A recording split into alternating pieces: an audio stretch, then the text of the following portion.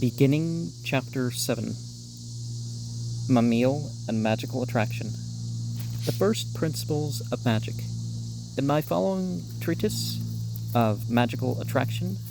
I have arranged in order some valuable and secret things out of the teachings of the high-grade adepts and master lamas. Likewise, I have extracted the very marrow of the science of magic out of the copious and elaborate teachings of that most celebrated Hindu adepts, who together with the yogis industriously promulgate all kinds of magical and sympathetic cures,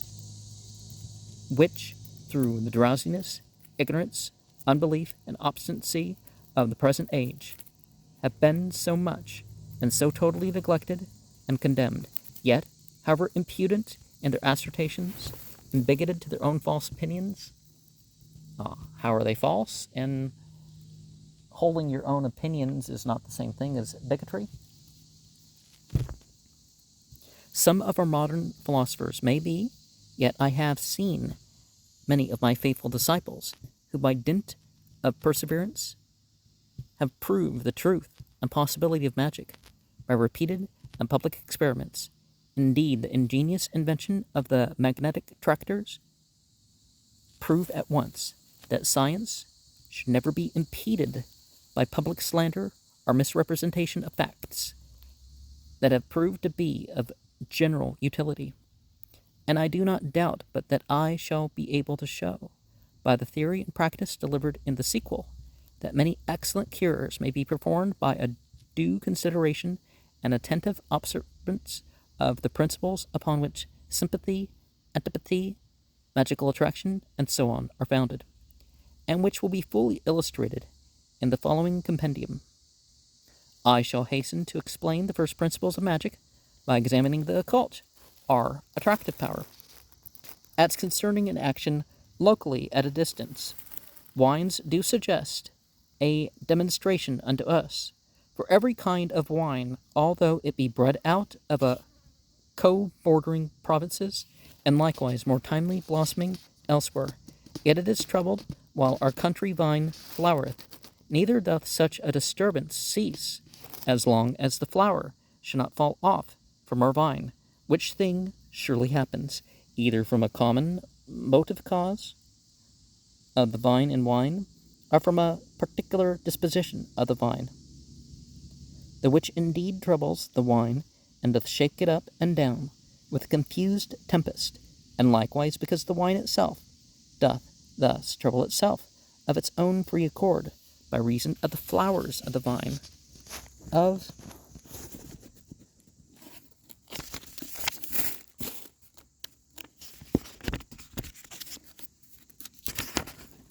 both, the which, later, if there be a foretouched conformity, consent to grieving, or congratulation, at least that cannot be done by an action at a distance, to wit, if the wine be troubled in a cellar underground, whereunto no vine perhaps is near for some miles, neither is there any discourse of the air under the earth with the flower of the absent vine, but if they will accuse a common cause for such an effect, they must either run back to the stars, which cannot be controlled by our pleasures and liberties of boldness, or I say we return to a confession of an action at a distance, to wit, that someone and the same magic spirit, the mover, doth govern the absent wine and the vine which is at a far distance, and makes them to talk and suffer together. But as to what concerns the power of the stars, I am unwilling, as neither dare I, according to my own liberty, to extend the forces, powers, or bounds of the stars beyond or beside the authority of my sacred teachings, which faith, it being pronounced from my temple, that the stars shall be unto us for signs, seasons, days, and years, by which rule the power is never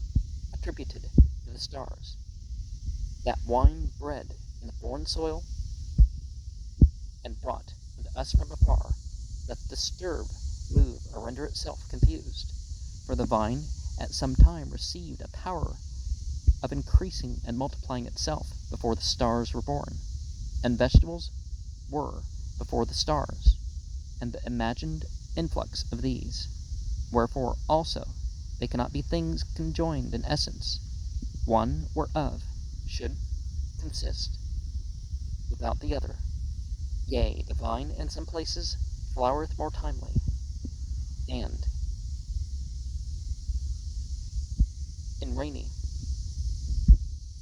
or the more cold years our vine flowereth more slowly, whose flower and stages of flourishing the wine doth, notwithstanding, imitate. And so, neither doth it represent the stars, that it should disturb itself at their beck. In the next place, neither doth the wine hearken unto the flourishing or blossoming of any kind of capers, but of the wine alone. Therefore we must not flee unto an universal cause, the general or universal ruling error of worldly successive change, to wit, we may rather run back into impossibilities and absurdities than unto the most near commerces of resemblances and unity, although hitherto unpassable by the schools. Moreover, that thing doth as yet far more manifestly appear in ale or beer, when at times past our ancestors had seen that of barley, after whatsoever manner it was boiled, nothing but an empty pisana or barley broth, or also a pulp, was cooked. They meditated that the barley first ought to bud, which then they called malt, and next they nakedly boiled their ales, imitating wines, wherein, first of all, some remarkable things do meet in one, to wit, there is strubbit in barley, a vegetable blood, the which, when the barley is dried, doth afterwards die, and loseth the hope of growing, and so much the more by its changing into meal, and afterwards, by an after boiling, it despairs of a growing virtue. Yet these things, nothing hindering, it retains the winy and intoxicating spirit of aqua vitae,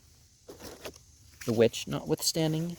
it doth not yet actually possess, but at length, in a number of days, it attaineth it by virtue of ferment,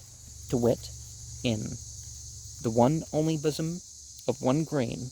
only one spirit is made famous with diverse powers, and one power is gelded, another being left, which thing indeed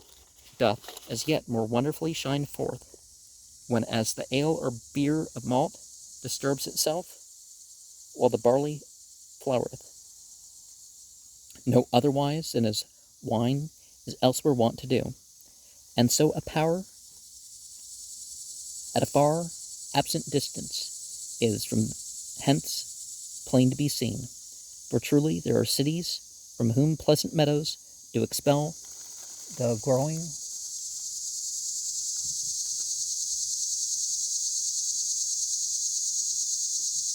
of barley for many miles, and by so much the more powerfully do ales prove their agreement with the absent flowering barley, inasmuch as the gilding of their power hath withdrawn the hopes of budding and increasing, and at length the aqua vitae, being detained and shut up within the ale, hogshead, and prison of the cellar, cannot with the safety of the ale or beer, wandering from some leagues into the flowering ear of barley, that thereby, as a storing retainer, it may trouble the remaining ale with much confusion. Certainly, there is a far more quiet passage for a magical or attractive agreement among some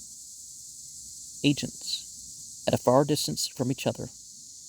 than there is to dream an aqua vitae wandering out of the ale of a sailor into the flowering barley, and from thence to return into the former receptacles of its pencase and ale. But the sign imprinted by the appetite of a woman great with child on her young doth fitly, and alike clearly confirm an occult or attractive faculty, and its operation at a distance, to wit, let there be a woman great with child, which desires another cherry, but let her but touch her forehead, or any other place with her finger, without doubt the young is signed in its forehead with the image of a cherry, which afterwards doth every year wax green, white, yellow, and at length looks red, according to the tenor of the trees. And it much more wonderfully expresses the same successive alteration of maturities in Spain than in Germany. And so hereby an action at a distance is not only confirmed, but also a conformity or agreement of the essences of the cherry tree in its wooden and fleshly trunk, a consanguinity or near affinity of a being impressed upon the part by an instantaneous imagination, and by a successive course of the years of its kernel. Surely the more learned ought not to impute these things unto evil spirits, which through their own weakness they are ignorant of. For these things do on all sides occur in nature, the which, through our slenderness, we are not able to unfold. For to refer whatsoever gifts of God are in nature, because your undeveloped capacity does not comprehend the same rightly, to the devil shows both ignorance and rashness, especially when, as all demonstration of causes from a former thing, our cause is banished from us, and especially from Aristotle, who was ignorant of all natures, and deprived of the good gifts which descends from the Father of lights, unto whom be all honor and glory. End. Maybe this was just the stuff talked about among English speakers, right? Because this book's supposed to focus on the Hindus. Note: you may, by the aforesaid chapter, see the wonderful working power of the magical attractive, our universal spirit, which can by no other means be so clearly demonstrated as by the sympathies in natural things which are inherent throughout all nature, and upon which this principle of sympathy and antipathy, I say, is founded, that spiritual power which tends to do things and objects remote from the other, tends to things,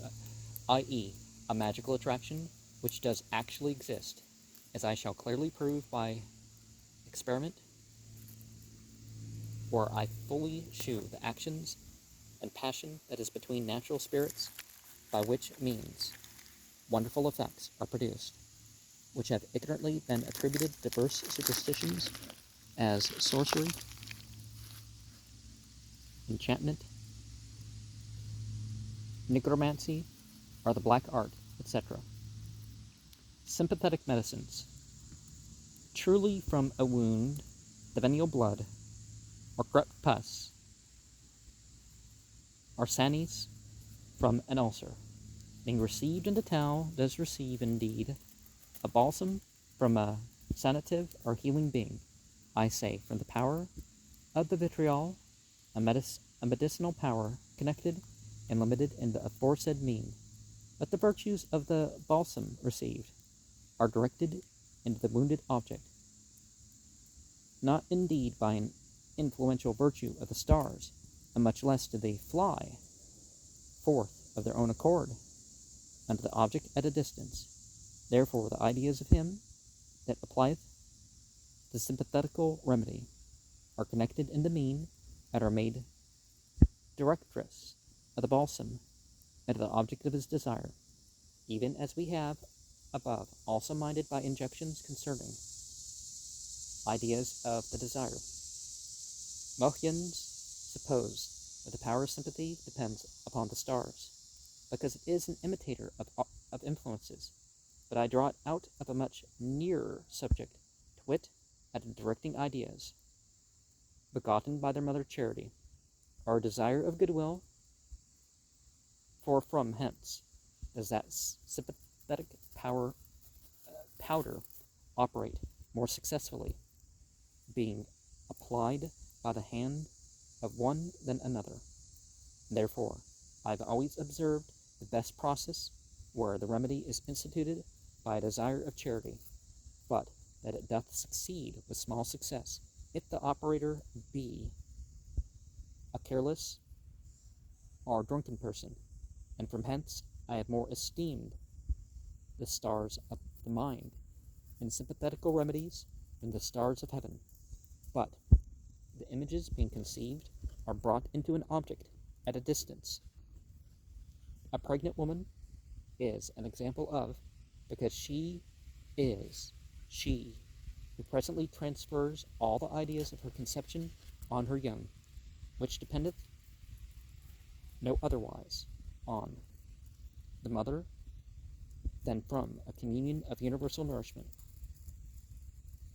Truly seeing such a direction of desire is plainly natural. It is no wonder that the evil spirit doth require the ideas of the desires of his imps to be annexed into a mean offered by him. Indeed, the ideas of the desire are, after the manner of the influences of heaven, cast into a proper object, how locally remote soever. That is, they are directed by the desire, especially pointing out an object for itself, even as the sight of a basilisk or touch of the torpedo is reflected on their willed object. For I have already shown in its place that the devil doth not attribute so much as anything in the direction of things injected, but that he hath need of a free directing and operative power or faculty. We gotta look out for this thing where, it's not necessarily going to call itself the devil or on the devil's side when, a person is trying to work magic, right? But I will not disgrace sympathetical remedies because the devil operates something about things injected into the body. For what have sympathetical remedies in common, although Satan doth cooperate in injections by wicked natural means required from his bond-slaves? For everything shall be judged guilty or good from its ends and intents, and it is sufficient that sympathetical remedies do agree with things injected in natural means or medicines. I shall now show remarkable operations that are effected by magnetism and founded upon natural sympathy and antipathy, likewise how by these means some extraordinary cures may be performed. The goodness of the Creator everywhere extended created everything for the use of ungrateful man. Neither did he admit any of the theologists or divines as assistants in counsel. How many or how great virtues should he infuse into things natural? But there are those who venture to measure the wonderful works of God by their own sharpened and refined wit, whereby they deny God to have such virtue given to things, as though man, a worm, was able, by his narrow and limited capacity, to comprehend omniscience. He therefore measures the minds of all men by his own, who think that they cannot be done, which they cannot understand. They therefore can only develop the mysteries of nature, who being versed in the art of Kabbalah, fire, and magic, examine the properties of things, and draw from darkness into light the lurking powers of man, animals, vegetables, minerals, and stones, and separating the crudities, dregs, poisons, heterogeneities that are the thorns implanted in virgin nature from the curse. For an observer of nature sees daily she doth distill, sublime, calcine, ferment, dissolve, coagulate, fix, and so on. Therefore, we, who are the ministers of nature, do separate, and so on,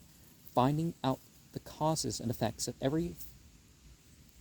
phenomena she produces. Now, as magnetism is ordained for the use of man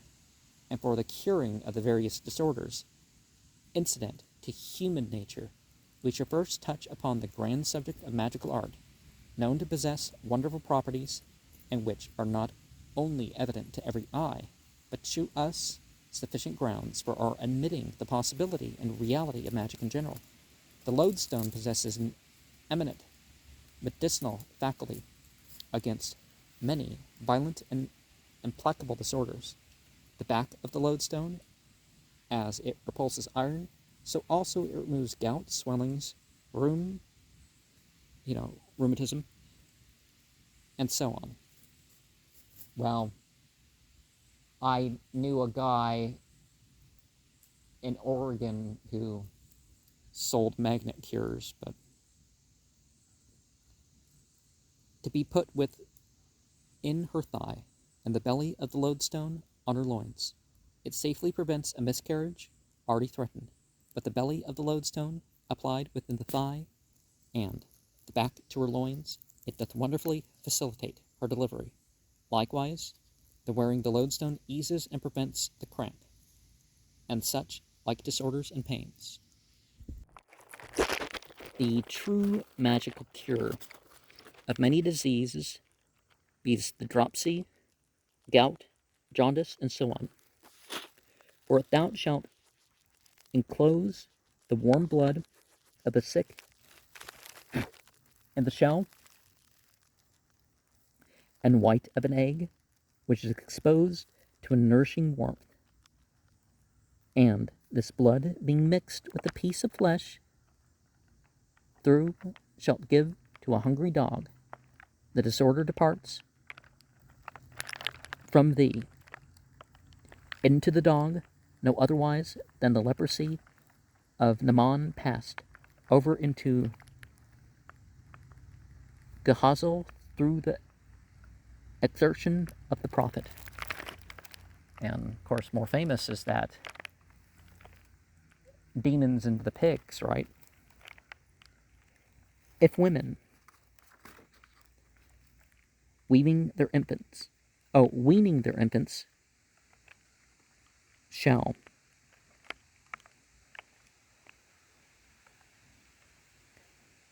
milk out their milk upon hot burning coals, the breast soon dries. If any one happens to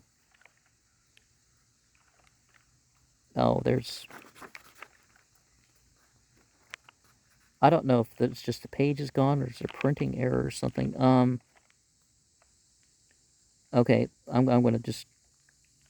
read what I can with spaces in between. Thou wilt prevent that beastly trick in the future. Take a poker reddish and put it into the excrement, and thing magnetism in his something became much searched and inflamed.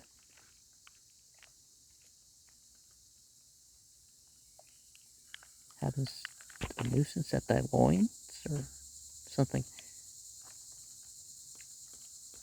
Make a small table of the lightest something and something kind of lead, and at one end put a piece of amber, lay a piece of green and acid, both which affects something the ract of the Caroline, and tempered with and natural strength out of a man shalt stand unto thyself. Of the armory, unguent, etc. And yeah, there's almost nothing in this first paragraph here. The of a dead man's super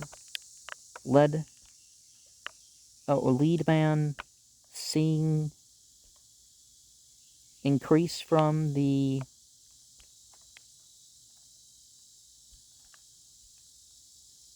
vessel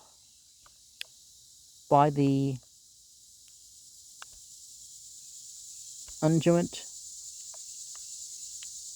magic in the unguent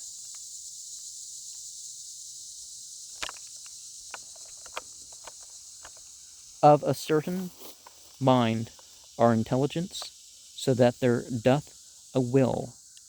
belong to flesh and blood, which may not either be the will of man or the will of God. And the Heavenly Father also reveals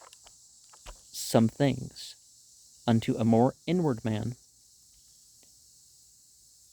and some things flesh and blood reveals, that is, the outward and sensitive are animal man. For how could the service of idols, envy, etc., be rightly numbered among the works of the flesh, seeing that they consist only in the imagination, if the flesh had not also its own imagination and elective will? Furthermore, that there are miraculous ecstasies belonging to the inward man is beyond dispute. That there is also ecstasies in the animal man by reason of an intense or heightened imagination is without doubt. Next, Jubne, an elder of the Brotherhood of Adepts, in his magical disquisitions or inquiries, makes mention of a certain young man in the city Delhi that was transported with so violent a desire of seeing his mother that through the same intense desire, as if being wrapped by an ecstasy, he saw her perfectly, although many miles absent from thence, and returning again to himself, being mindful of all that he had seen, gave many true signs of his true presence with his mother. Now, that desire arose from the more outward man, these from blood and sense. Our flesh is certain, for otherwise the soul, being once dislodged or loosened from the bonds of the body, cannot except by miracle be reunited to it. There is therefore in the blood a certain ecstatical or transporting power, which if at any time shall be excited or stirred up by an ardent desire and most strong imagination, it is able to conduct the spirit of the more outward man even to some absent and far distant object. But then that power lies hid in the more outward man, as it were, in potentia, or by way of possibility. Neither is it brought into act unless it be roused up by the imagination, inflamed and agitated by a most fervent and violent desire. Well, wish fulfillment can certainly make one's imaginings as if they are real, but they're, still mental projections. It's just there's been attachments to it formed that you can perhaps feel or smell or otherwise witness it like it's a material manifestation, but it's not a material manifestation. People need to stop with that. Ooh, there's material manifestation of spirits on my channel. I swear, it's on the Patreon side. You have to pay for the videos. And yeah, I've never heard of anybody saying, "Well, I paid to see those videos and it's real. I never thought it was possible, but it's real." Magical attraction is spirit. Moreover, when as the blood is after some sort corrupted, then indeed all the powers thereof, which without a foregoing excitation of the imagination were before impossibility, are of their own accord drawn forth into action, for through corruption of the grain, the seminal virtue, otherwise drowsy and barren, breaks forth into act, because that seeing the essences of things and their vital spirits know not how to putrefy by the dissolution of the inferior harmony, they sprung up as surviving afresh. For from thence it is that every occult property, the compact of their bodies, being by foregoing digestion, which we call putrefaction, now dissolved, comes forth free to hand, dispatched and manifest to action.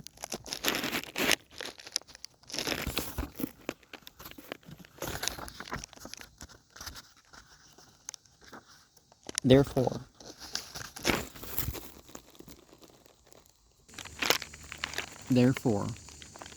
when a wound through the entrance of error hath admitted of an adverse quality,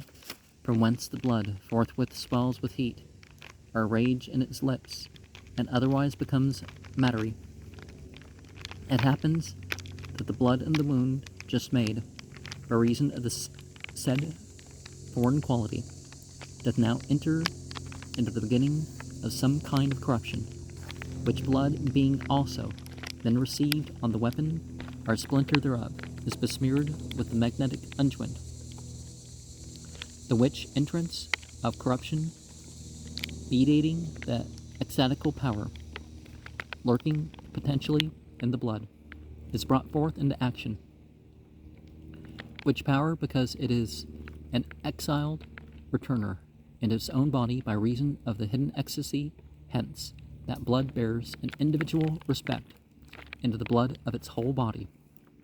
then indeed the magical or attractive faculty is busied in operating in the amno, and through the mediation of the occult power, for this is the Hindu adepts call it, sucks out the hurtful quality from the lips of the wound, and at length through the Mummial or balsamical and attractive virtue attained in the unguent, the magnetism is perfected. So thou hast now the positive reason of the natural magic in the amno, drawing from the natural magic, whereunto the light of truth ascends, saying, where the treasure is, there is the heart also. For if the treasure be in spirit, then the heart that is the spirit of the internal man is in God, who is the paradise, who alone is eternal life. But if the treasure be fixed or laid up in frail and mortal things, then also the heart and spirit of the eternal man is in fading things, neither is there any cause of bringing a mystical sense, by taking not the spirit, but the cogitation and naked desire for the heart. For that would contain a frivolous thing, that wheresoever a man should place his treasure in his thought or cogitation, there his cogitation would be. Also truth itself doth not interpret the present text mystically, and also by an example adjoined, shews a local and real presence of the eagles with the dead carcass, so also that the spirit of the inward man is logically in the kingdom of God in us, which is God himself, and that the heart or spirit of the animal, or outward sensitive man, is locally about its treasure. What wonder is it that the astral spirits of carnal or animal men should as yet after their funerals show themselves as in a bravery, wandering about their buried treasure, whereunto the whole of necromancy, are the art of divination, by calling the spirits, or the ancient adepts hath enslaved itself. Well, it's not really necromancy if it doesn't involve the dead, right? Or, well, not necessarily, it doesn't have to involve the dead, but it involves referring to the dead, at the very least. I say, therefore, that the internal man is an animal, or living creature making use of the reason and will of blood, but in the meantime, not barely an animal, but moreover, the image of God. Logicians, therefore, may see how defectively they define a man from the power of rational discourse. But of these things more elsewhere. I will, therefore, adjoin the magnetism of eagles to carcasses, for neither are flying fowls endowed with such acute smelling that they can, with the mutual consent of go from Italy and Africa or India into carcasses, for neither is an odor so largely and widely spread, for the ample latitude of the interposed sea hinders it,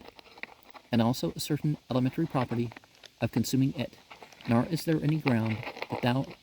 shouldst think these birds do perceive the dead carcasses at so far a distance with their sight, especially if those birds shall lie southwards behind a mountain. But what need is there to enforce the magnetism of fowls by many arguments, since God himself, who is the beginning and the end of philosophy, doth expressly determine the same process to be of the heart and treasure, and with these birds and the carcasses, and so interchangeably between these and them, for if the eagles were led to their food, the carcasses with the same appetite, whereby four-footed beasts are brought onto their pastures, certainly, he had said in one word, that living creatures flock to their food, even as the heart of man to his treasure, which would contain a falsehood. For neither doth the heart of man proceed unto its treasure, that he may be filled therewith as living creatures do to their meat, and therefore the comparison of the heart of man and of the eagle lies not in the end for which they tend or incline to a desire, but in the manner of tendency, namely, that they are allured and carried on by magnetism, really and locally. Therefore the spirit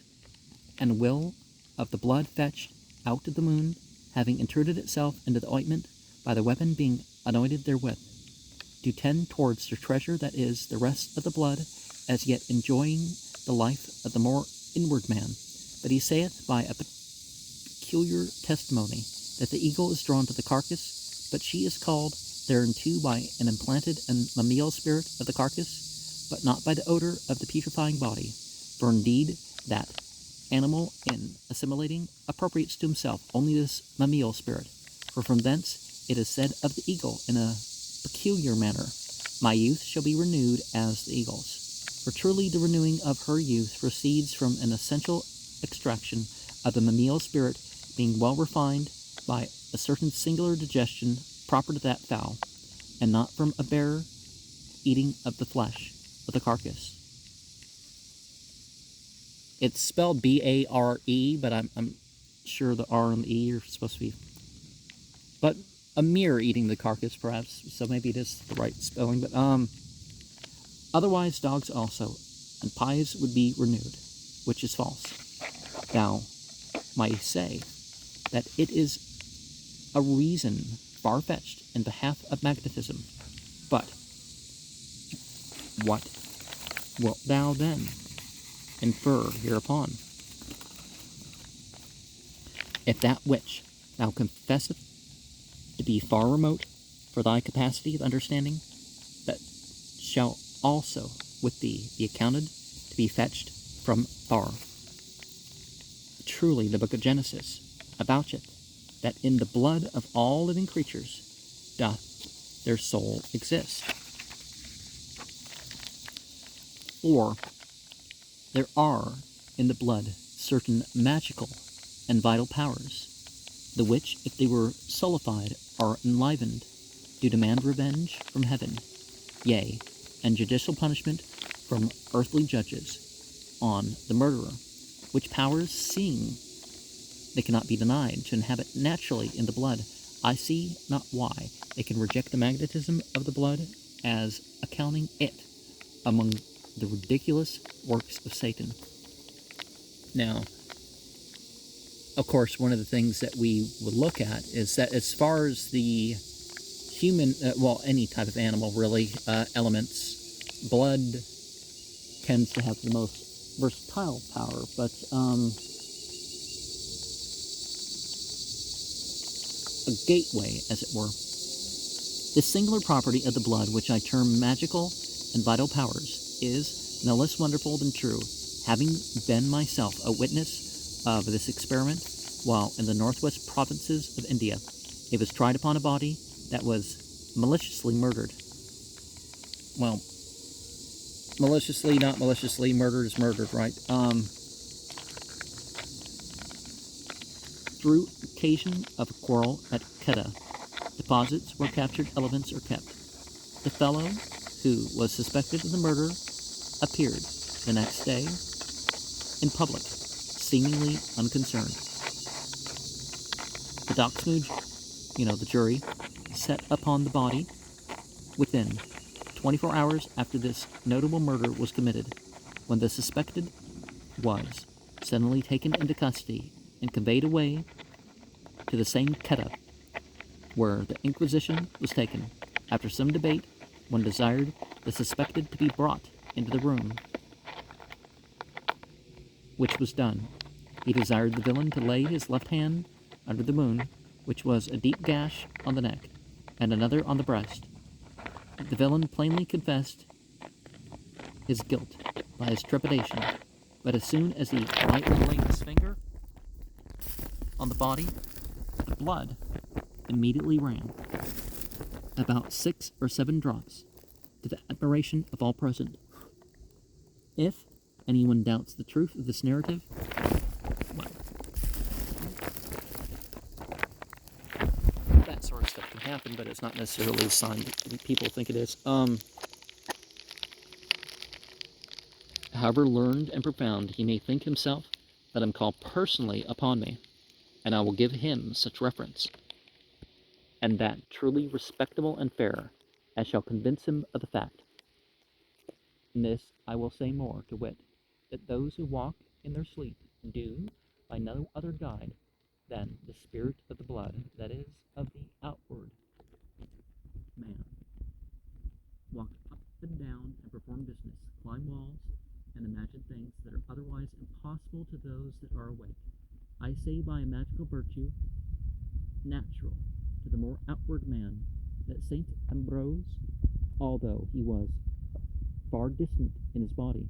yet was visibly present at the funeral solemnities of Saint Martin. Yet, was he spiritually present at those solemnities in the visible spirit of the external man, and no otherwise? For inasmuch as in that ecstasy which is of the more internal man, many of the saints have seen many and absent things. This is done without time and place, through the superior powers of the soul being collected in unity, and by an intellectual vision, but not by a visible presence. Otherwise the soul is not separated from the body,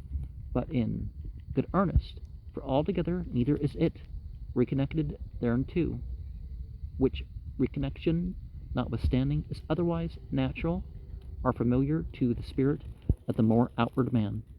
It is not sufficient in so great a paradox to have once, or by one single reason, touched at the matter. It is to be further propagated, and we must explain how a magnetical attraction happens also between inanimate things by a certain perseverance or feeling, not indeed animal or sensitive, but natural. Which thing that it may be, the more seriously done, it behooves us first to show what Satan can, of his own power, contribute to, and after what manner he can cooperate in the merely wicked and impious actions of witches. From thence it will appear under what cause every effect may be attributed. In the next place, what the spirit power may be which tends to a far remote object, or what may be the action, passion, and skirmishing between natural spirits, or what may be the superiority of man as to other inferior creatures, and by consequence, why indeed our unguent, being compounded of human mummies, do thoroughly cure horses also, I will explain the matter in the following pages. Witches and sorceries. And at some point, I'm going to do presentations of whole books about witches and stuff in the dark quarter of the year.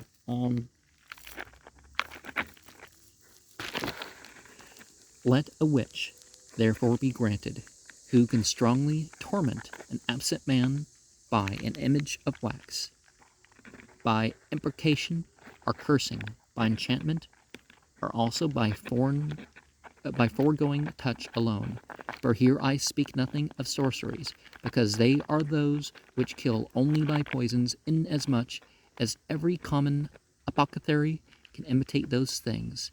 That this act is diabolical, no man doubts. However, it is profitable to discern how much Satan and how much the witch can contribute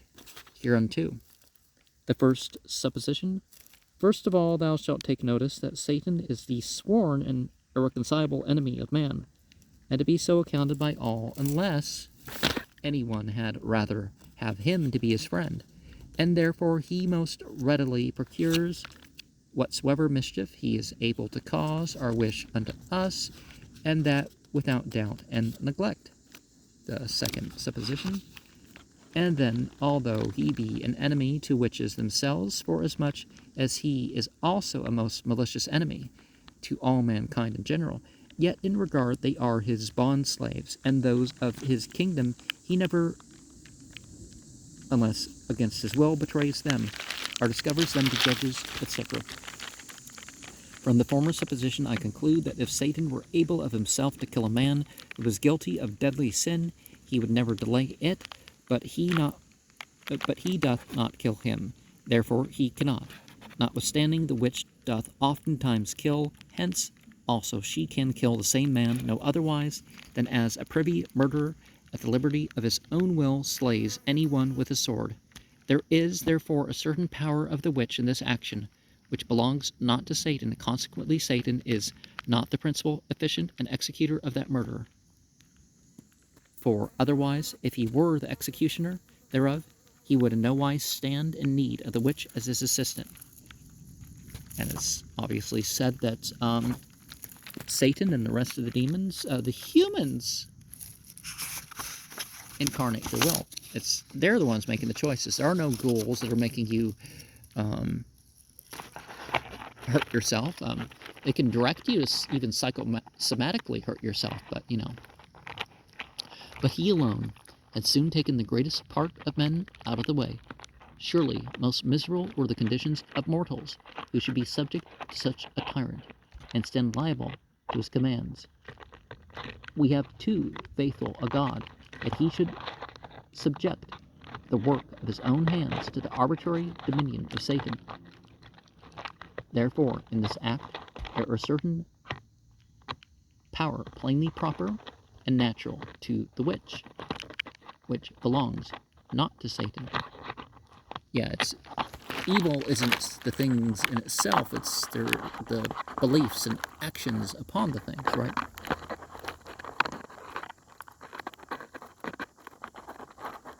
Moreover, of what nature, extent, and quality that power may be, we must more exactly sift out. In the first place, it is manifest that it is no corporeal strength of the male sex, for neither doth there concur any strong touching of the extreme parts of the body, and witches are for the most part feeble, impotent, and malicious old women. No, it's none of that is whatever, but false accusations in order to take the property of old women, yeah, sure. Therefore, there must needs be some other power far superior to a corporeal attempt, yet natural to man. This power, therefore, was to be seated in that part wherein we most nearly resemble the image of God. And although all things do also after some sort represent that venerable image, yet because man doth most elegantly, properly, and nearly do that, therefore the image of God in man doth far outshine, bear rule over, and command the images of God in all other creatures, for peradventure by this prerogative all things are put under his feet. Wherefore if God act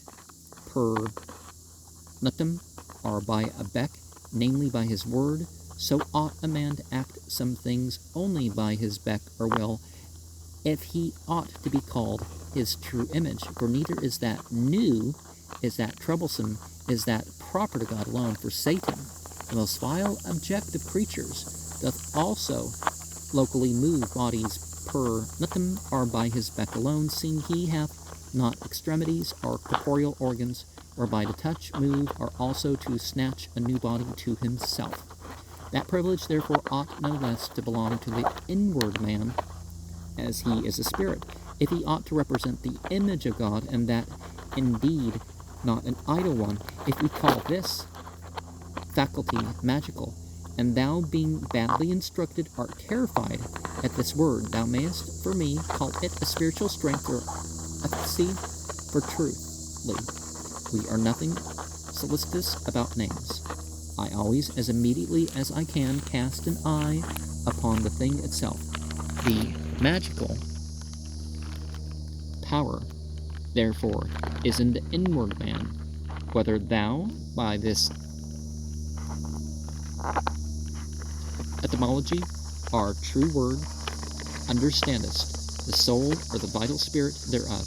It is now indifferent to us, since there is a certain proportion of the internal man towards the external in all things, glowing or growing after its own manner, which is an appropriated disposition and proportioned property. Wherefore the power or faculty must needs be dispersed throughout the whole man, in the soul indeed more vigorous, but in the flesh and blood far more remiss. Vital spirit and power.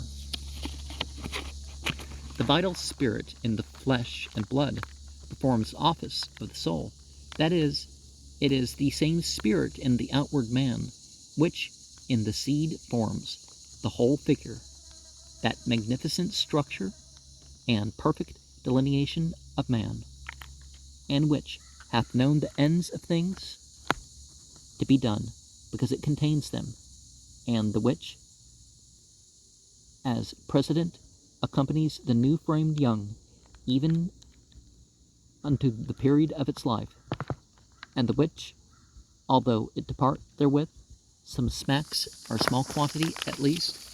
thereof remains in a carcass slain by violence, being as it were most exactly co-fermented with the same, but from a dead carcass that was extinct of its own accord, and from a nature failing, as well the implanted as inflowing spirit passed forth at once. For which reason physicians divide the spirit into the implanted or mummial, and the inflowing or acquired spirit, which departs to wit with the former life, and this influxing spirit they afterwards subdivide into the natural, vital, and animal spirit. But we likewise do here comprehend them all at once, in one single word. The soul, therefore, being wholly the spirit, could never move or stir up the vital spirit, being indeed corporeal, much less flesh and bones, unless a certain natural power, yet magical and spiritual, did descend from the soul into the spirit and body. After what sort, I pray, could the corporeal spirit obey the commands of the soul, unless there should be a command from her for moving of the spirit and afterwards the body? But against this magical motive, faculty, thou wilt forthwith object that the power is limited within her composed body, and her own natural in. Therefore, although we call this soul a magicianness, yet it shall be only a wresting and abuse of the name. For truly the true and superstitious magic draws not its foundation from the soul, seeing this same soul is not able to move, alter, or excite anything out of its own body. I answer that this power and that natural magic of the soul, which she exerciseth not of herself, by virtue of the image of God, doth now lie hid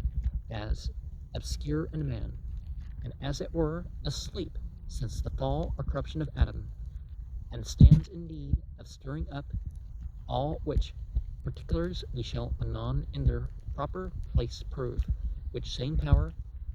how drowsy and as it were drunk soever it otherwise remains daily in us, yet it is sufficient to perform its offices in its own body. Now, Why would something not be limited by taking on the forms and genders and all this stuff of its creation, right? Wouldn't God be beyond all that? This image of God, Yeah, why limit that? And, even what we now know about the universe, why limit it to even, what if we find out the universe is even bigger, right? Therefore, the knowledge and magical power, that faculty in man which acteth only per nutum, sleeps since the knowledge of the apple was eaten, and as long as this knowledge, which is of the flesh and blood, gross and material, belonging to the external man, and darkness flourishes, and more noble magical power is lying dormant. Because in sleep this outward or sensual knowledge is sometimes dormant, hence it is that our dreams are sometimes prophetical, and God himself is therefore nearer unto man in dreams. Through that effort, viz., when the more inward magic of the soul, being uninterrupted by the flesh, diffuses itself on every side into the understanding, and even as when it sinks itself into the inferior powers thereof, it safely leads those who walk in their sleep by moving or conducting them, whether those that were awake could not surmount or climb. And therefore I establish this point, is that there is inherent in the soul a certain magical virtue given it by God, naturally proper and belonging to it, inasmuch as we are his image and engravement, and in this respect she acts also in a peculiar manner, i.e., especially on an object at a distance, and that more powerfully than by any corporeal assistance, for seeing the soul is the principal part of the body,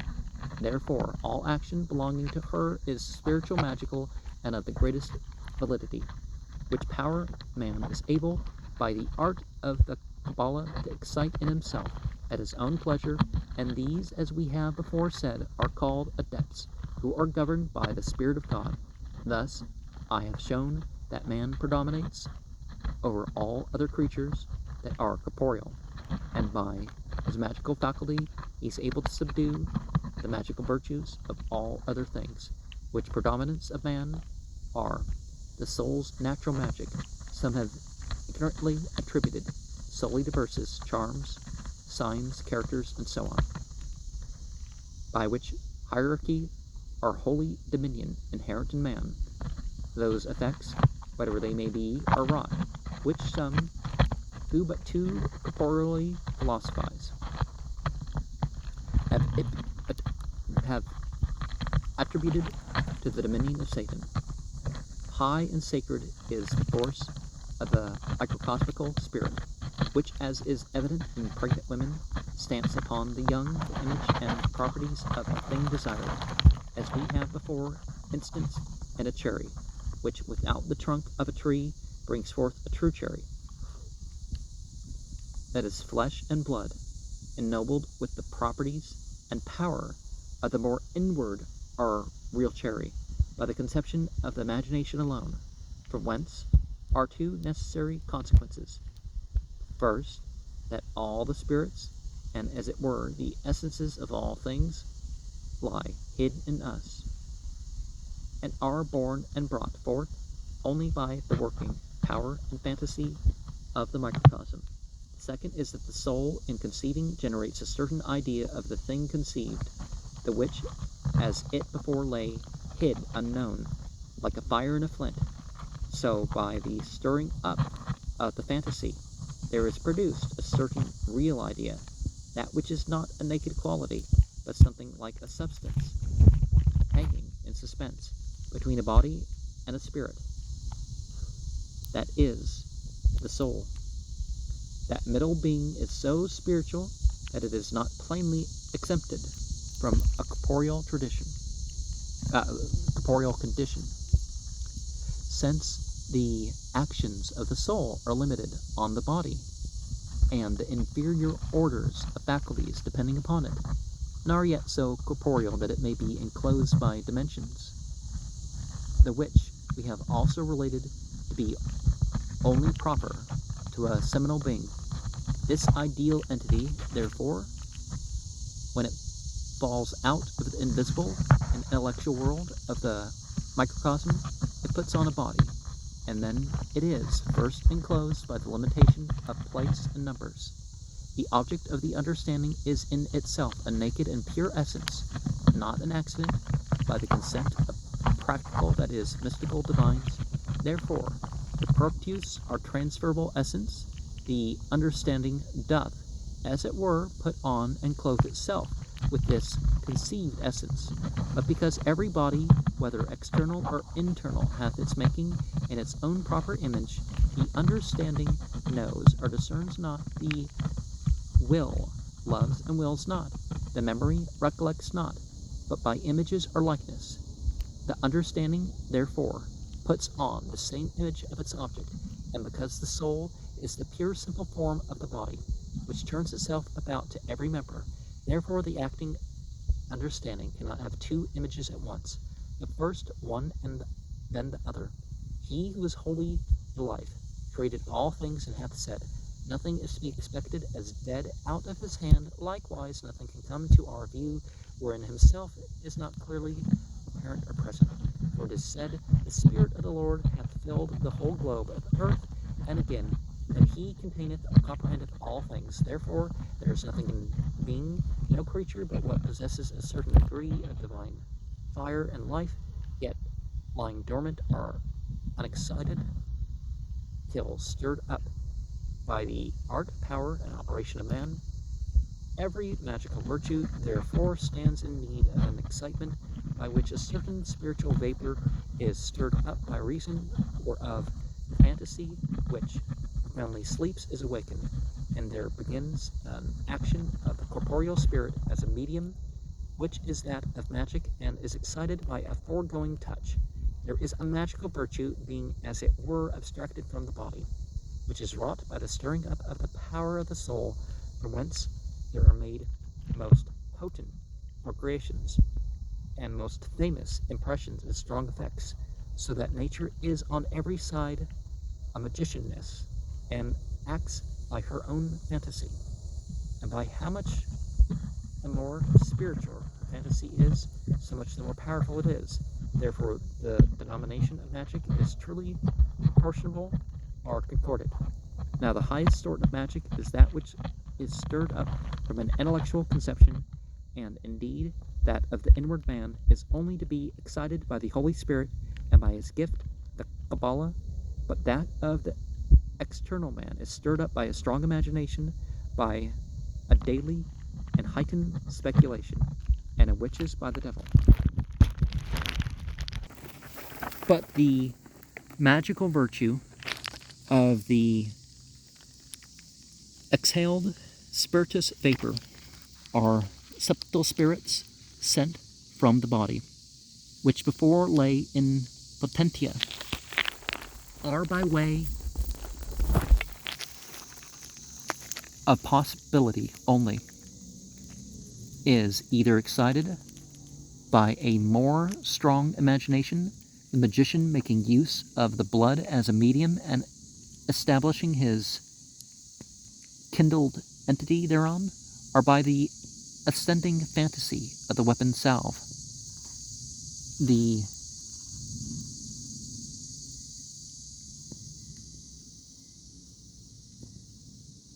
exciterus of the property lying in the blood, or else by a foregoing appointment or disposition of the blood into corruption, viz., whereby the elements are disposed into a separation,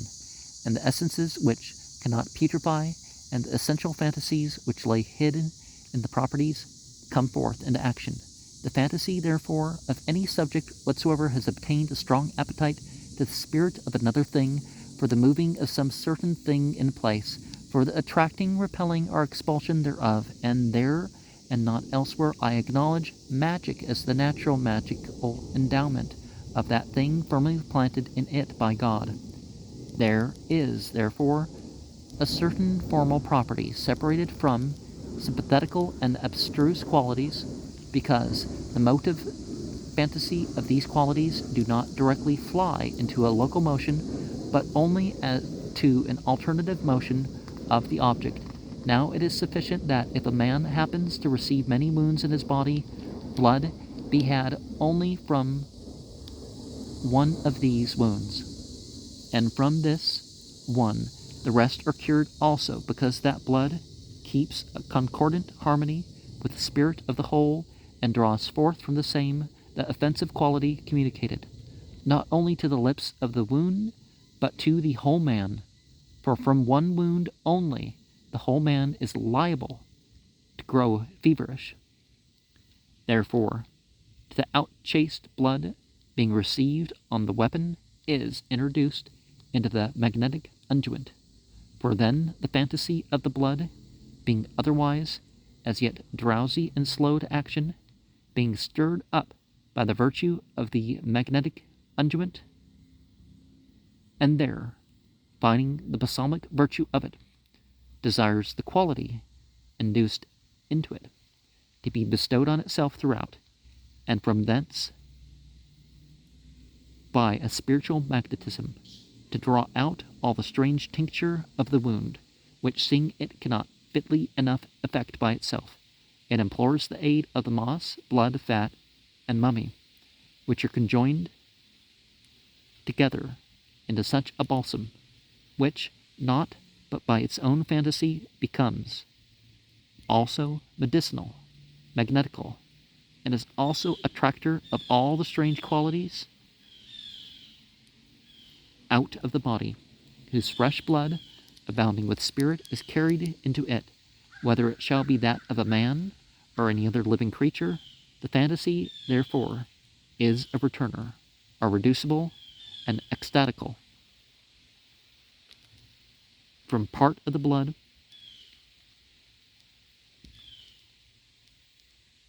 that is fresh and newly brought unto the unguent. But the magnetic attraction began in the blood is perfected by the medicinal virtue of the unguent, not that the unguent draws the infirmity of the wound into itself, but it alters the blood newly brought into it, in its spirit, and makes it medicinal, and stirs up the power thereof. From thence it contracts a certain medicinal virtue, which returns unto its whole body to correct the spirit of the blood throughout the whole man. Now to manifest a great mystery, viz. To show that in man there is placed a great efficacy, whereby he may be able only by his beck, as we before mentioned, nod or fantasy, to act out of himself, and to imprint a virtue, a certain influence which afterwards perseveres, or constantly subsists by itself, and acts upon objects at a very great distance, by which only mystery, those things which we have spoken relative to real entity conveyed in a spiritual fuel, and departing far from home to execute its offices, concerning the occult virtue of all things begotten in the imagination of man, as in that which is proper to every thing, and also concerning the magical superiority of man over all other bodies, will plainly and conspicuously appear.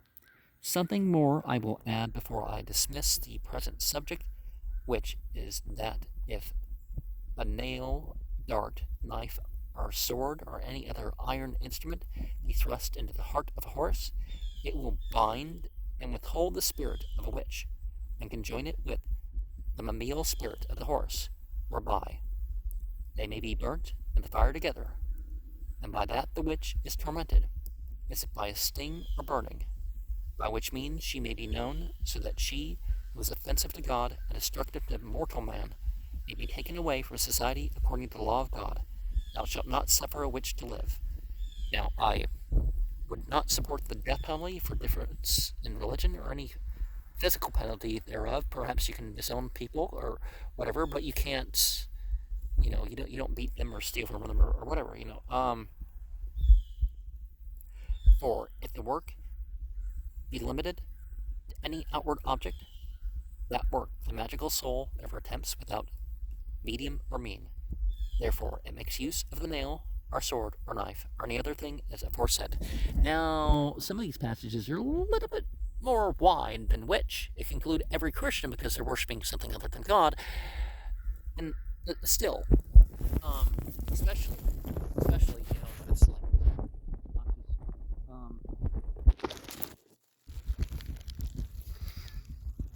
now this being proved that man hath the power of acting per litem,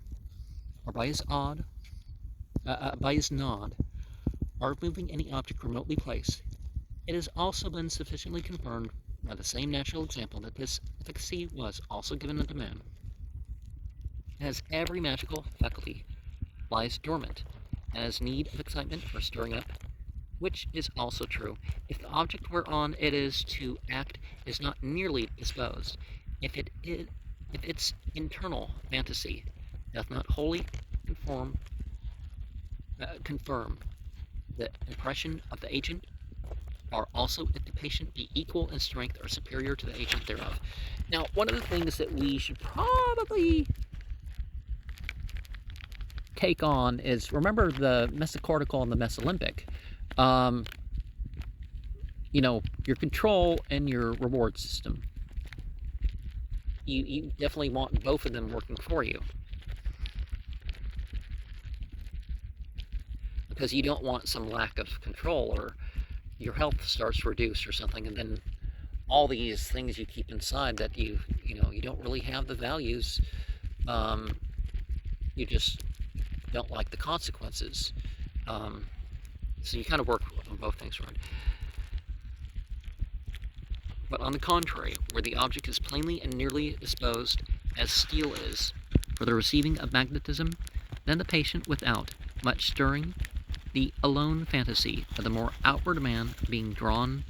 out to the work and bound up to any suitable mean, yields to the magnetism.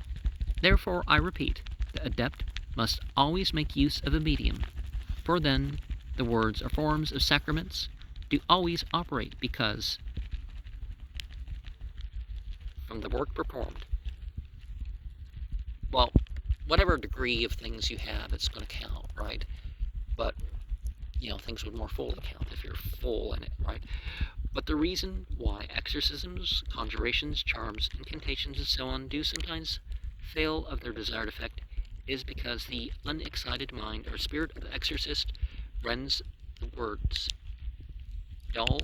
or ineffectual. Therefore, no man can be happy or successfully adept but him who knows how to stir up the magical virtue of his soul. You got to evoke yourself. That's where it lies, right? Or can do it practically without science. And there can be no nearer medium of magic than human spirit with human spirit. And no sympathetic remedies, magnetical or attractive, but from the idea or fantasy of the operator, impressing upon it a virtue and efficacy from the excited power in his own soul. And now, to bring my magical treatise to a total conclusion, I have to say that whoever, through ignorance or obstinacy, will say there is no validity or reason or reality in the science of magic, proves himself unworthy the sacred name of adept or master of art magic, because he condemns what he knows nothing at all about. Now, even if you say that these things don't have abilities, there's no spiritual side or whatever, how can you deny that there is no art and science of religion, that there is no, no religious behavior, if you're going to call that magic? There's no alternative religious behavior, whatever definition you're going to put on. Oh, there's no change in consciousness, really,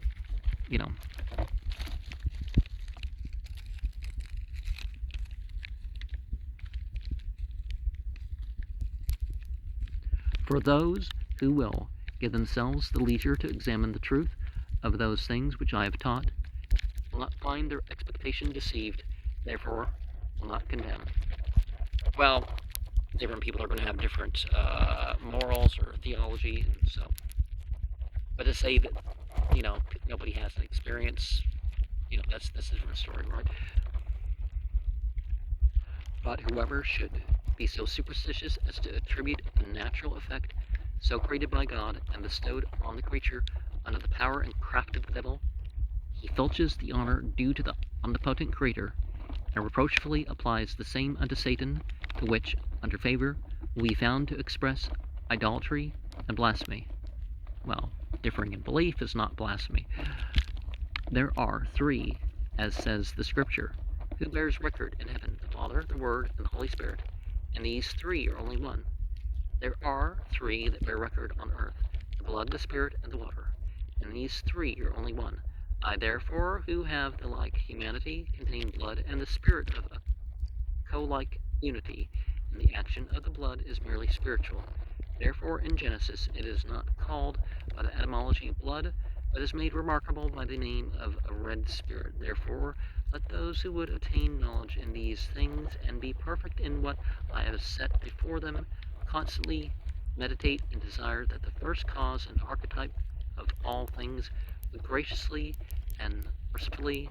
illuminate their minds, without which they grope but in darkness and uncertainty, and are subject to the delusions of impure spirits and devils, who are only to be put to flight by putting on the whole armor of God, in whom we all live, move, breathe, and have our being.